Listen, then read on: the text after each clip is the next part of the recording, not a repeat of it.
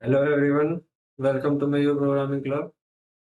Today we will be solving another daily Leetcode problem, and the problem's name is given a string s1, given two strings s1 and s2, and you are given another. Basically, you are given three strings s1, s2, s3.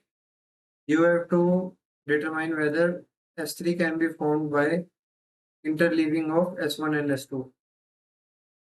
An interleaving of two strings is a configuration where S and T divided into N and M substrings respectively such that this condition satisfies. And also N minus M is less than equal to 1. And their size, these are basically their sizes of these two strings, substrings. And interleaving is if you S1 plus T1, S2 plus T2, or T1 plus S1, and so on. This is an example of interleaving, as you can see. Uh, Basically, here what is happening is, let me quickly take an example.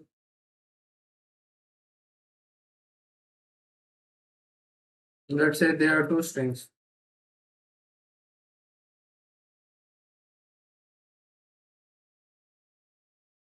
Then, uh, let's say you have to form a string by their interleaving. So the length of this string will naturally be equal to the length of, let's say this is the S1 string, and let's say this is the S2 string. So length of S1 plus length of S2 will be, let's say this is S3.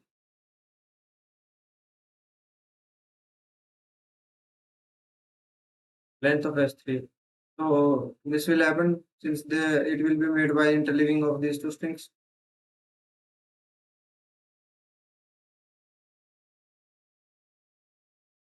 Now for the first place, this place, you are having two options. Either you can take this letter or this letter, whichever you may like. Let's say I decide to go with A. Now A is taken. Now your pointer comes to here, and for the second string, the pointer is still at E. Now let's say there are two pointers for traversing these two strings, and now for the second position, you are having two choices again. This choice and this choice. So, either you can choose B or you can choose E. So for all these positions, similarly, you will be having order of 2 raised to power. Let's say this is M and this is N. M plus N choices. This is a loose upper bound of the number of the time complexity that you will be using if you go on considering a solution like this.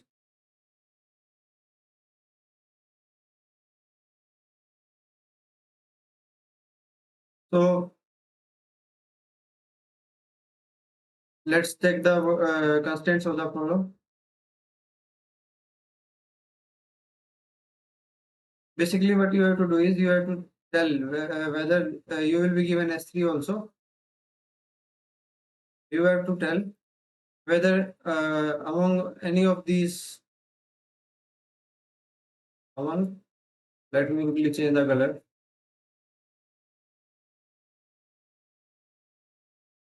Among any of these combinations, these sequences of choices for the indices of first and second string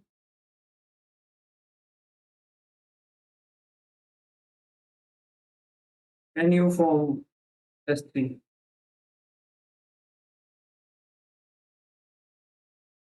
Basically, let's call this pointer as index 1 and this as index 2.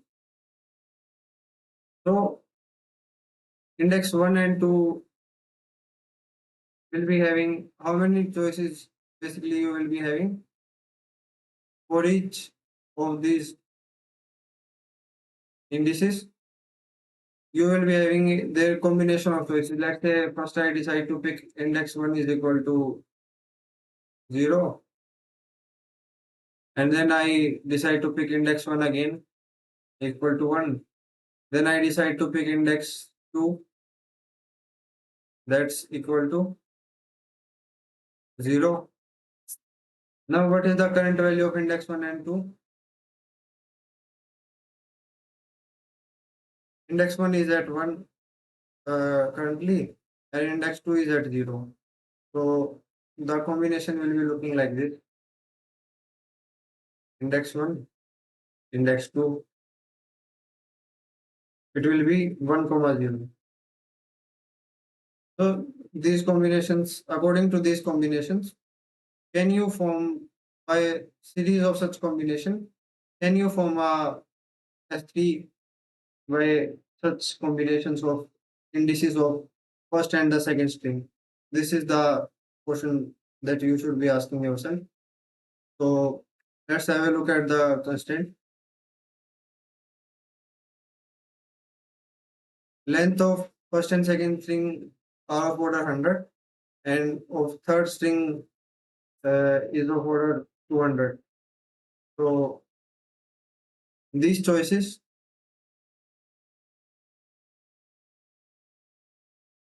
basically, if both of them are of equal length, then you will indeed have this number of choices for each filling each of the options. You will be having two choices.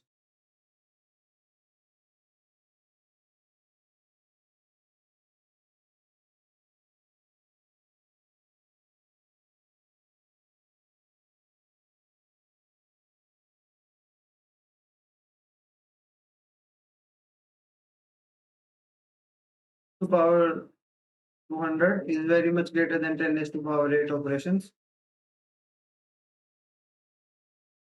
These are the number of operations allowed in 1 second.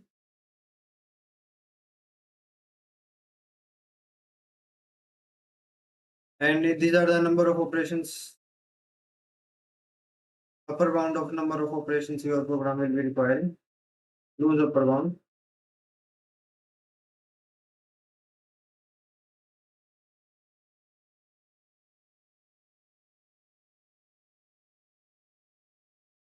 Solution will require. So these are greater than the allowed number of operations. So you get a TLE, time limit exceeded. Basically, what happens if the number of operations of your program exceeds 10 raised to power 8 operations, so become equal to it, then you may get a TLE, and your solution will not be accepted. So in order to get your solution accepted, you have to optimize this brute force approach. Let's call this brute force approach.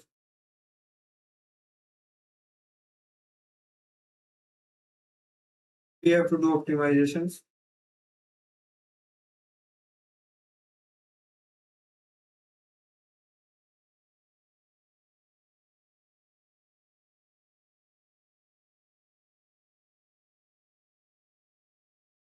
Now the first optimization that you will be doing is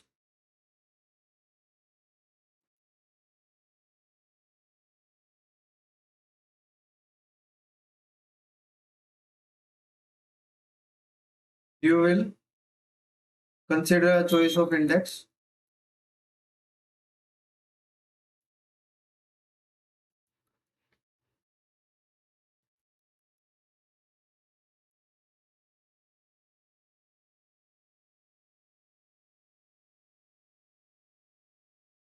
only if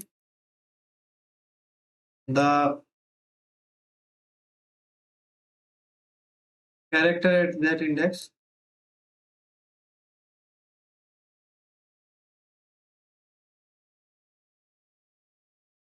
in that particular string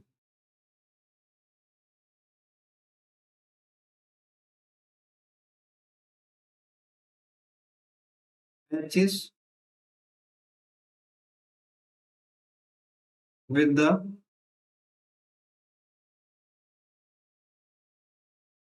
current character of S3 that we are forming.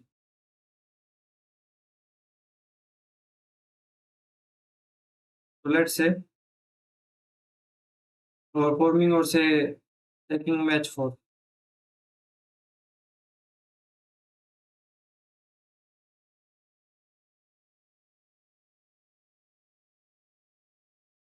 It will be clear you with the example. Let's say S3 is something like this. And a first string S1 is like this.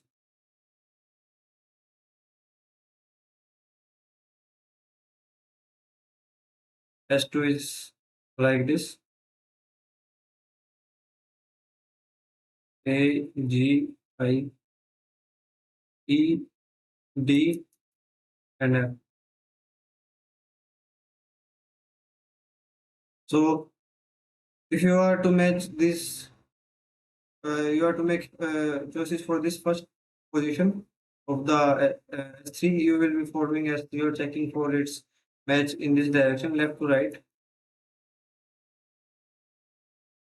And this is index 1 and this is index 2.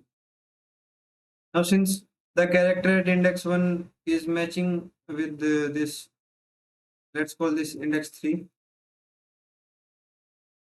matching with this index 3 character, and the character at index 2 is not matching with the index 3 character, so we will consider only this choice.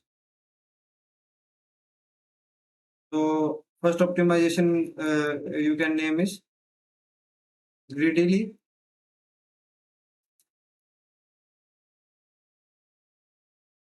choosing among only matched indexes, match indices. So let's say instead of E, there was also A here. Now, these two were matching, so you can make a choice from one of them. But since in the before example, it was not matching, so you will consider only index 1. So this is kind of a greedy approach. And another thing to be noticed is, let's say from certain set of choices, you arrive at a state index 1 is at 2 and index 2 is at, let's say, 0, or let's say not 0, let's say index 2 is at 3. Yeah, it will be fine. So this is one from one set of choices from, say, choice sequence 1. You arrive at this particular state. State is nothing but the combination of current value of index 1 and 2, combination of indices.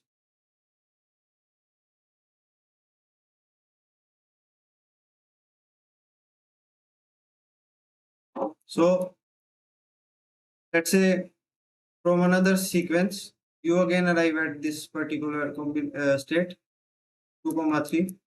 This is index 1 and index 2. Is it? It's entirely possible that you can arrive at this state from other choices. Let's say choice sequence 2. Then once, let's say you have calculated the result for this, done calculation for this state.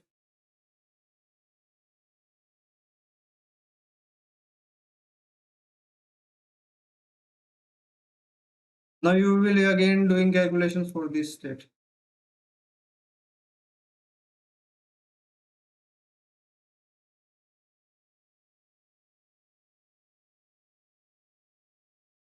for this state. It will lead to extra work.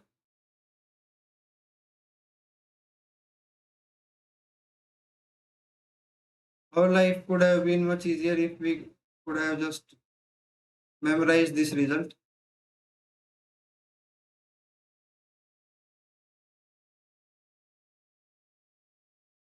For a particular state.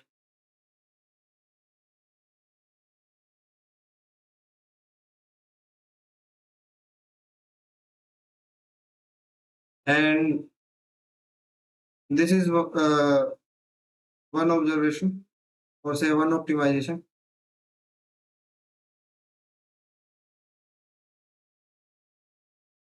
And let's say from this state 2 comma 3, this is index 1, this is index 2.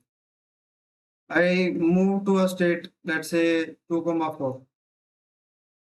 Then the result of this state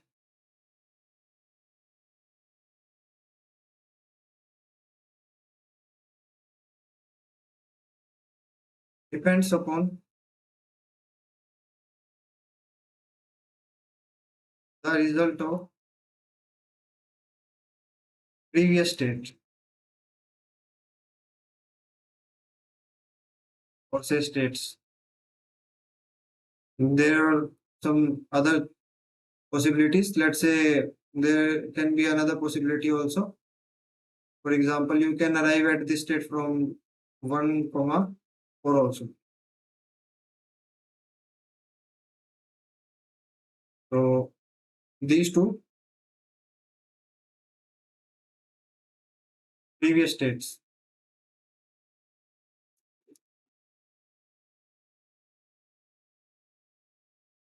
This one current state.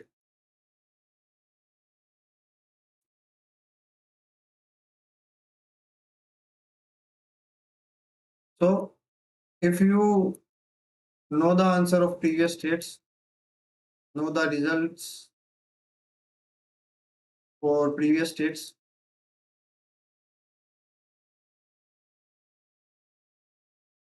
then you can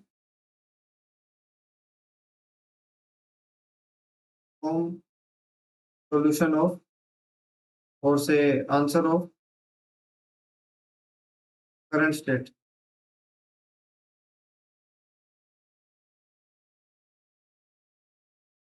So this is observation number, or say optimization 3.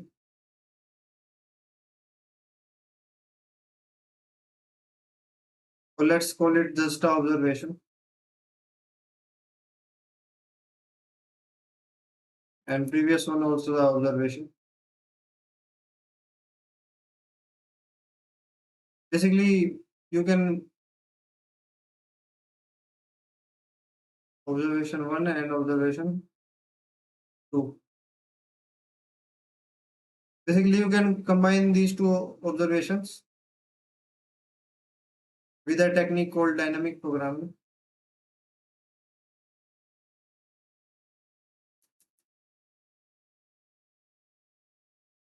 Those of you who are new to dynamic programming, I will be providing a link for the article describing dynamic what dynamic programming is. And there are two necessary conditions: extra work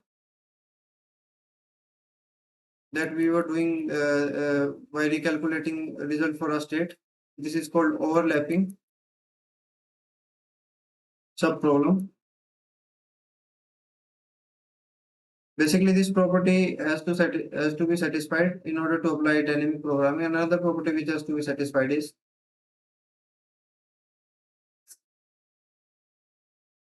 result of previous states can form result of current state, or say current state result depend upon previous state result. It is called optimal substructure.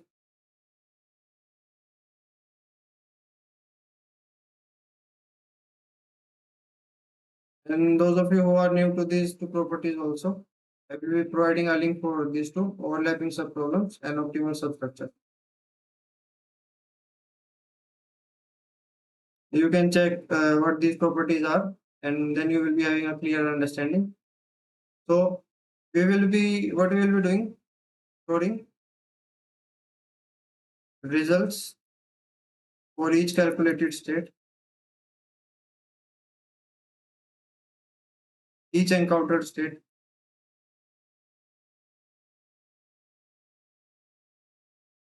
and second, what you will be doing is making result of current state from results of previous states.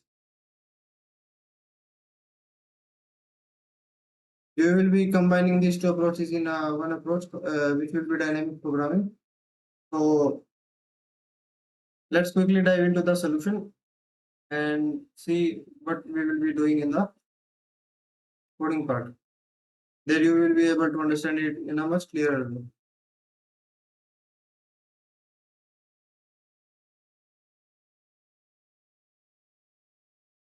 So this is the code for the solution. So let me explain it line by line. So if the length of if the length of third string, let's say length of S3 is not equal to sum of lengths of S1 and S2, then you will return false. Basically, you cannot form S3 then from these two strings. So if that's not the case, then you will proceed further. This is the 2D array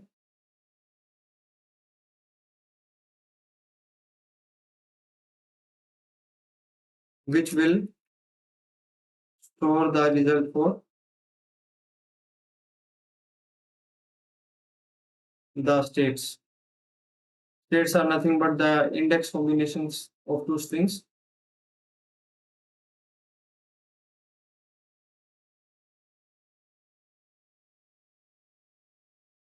For example, 0, 1, index 1 is 0, index 2 is 1. So this represents a state. So this is where we will be storing the results of the state to avoid extra work.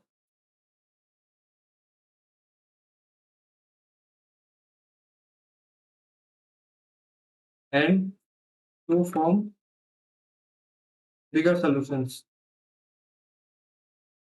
based upon smaller solutions of states. So this is what this 2D array is for. Then if you have not taken any, if you, and you may ask why we have taken the dimensions of it as length plus 1 and length plus 2, why not length 1 and length 2? Because it can also happen that your string is of 0 length. So one of the strings, if it's having 0 length, it will be represented by 0. So these are representing lengths. So this is suitable to take plus 1 in order to take the consideration of empty string. So that's one point. And if you have not made any choice of the index of any of the strings,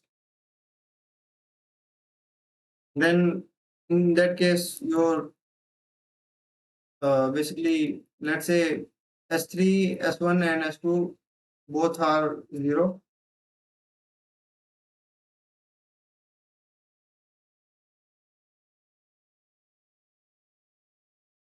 Let's say length of S3 is 0, length of S2 is also 0, and length of S1 is also 0. Then in this case, you can return true. So that's the case here. We have not made any choice. So in that case, you will return true. So now for what we will do is, if let's say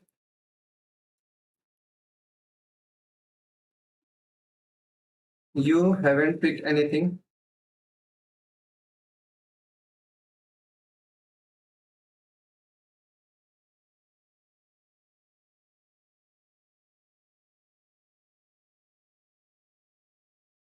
from first string or the second string, this is the for the second string, and making and picking only from the first string.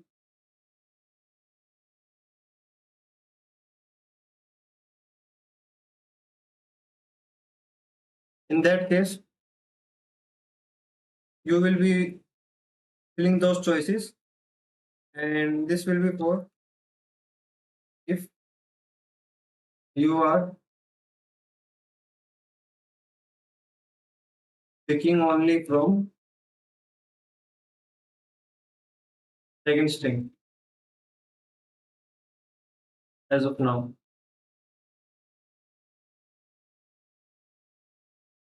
So first string index choices will remain at 0, and accordingly you will be forming your answer. Basically, this is greedily checking whether the character at the string that you are picking from matches from the character at the resultant string that you are forming. So that's one thing. And then once you are done with these two steps, what you will do is, for each state combination,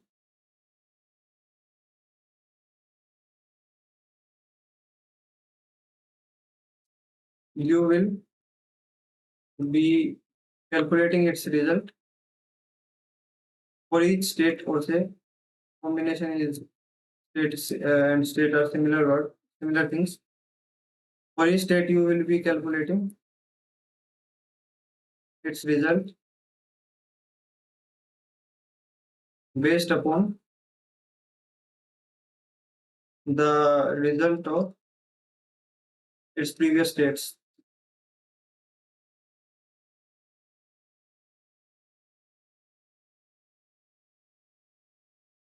And also greedily checking for matching states only. Greedily taking contributions from matching states only.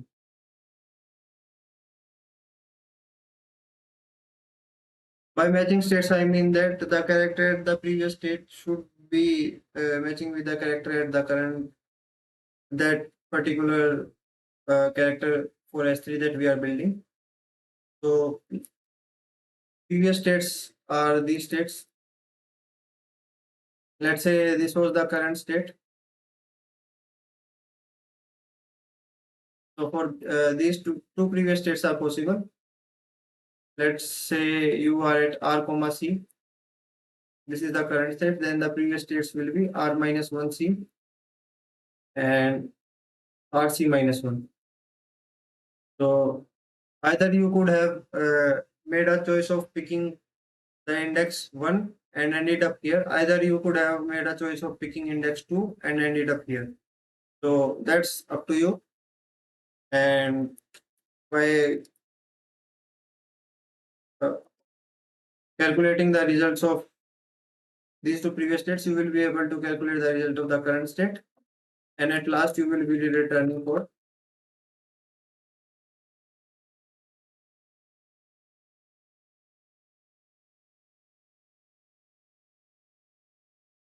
return this particular state, which will be having your answer.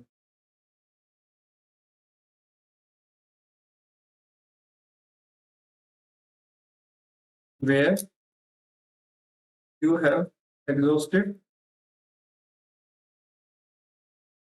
the lengths of both of the strings.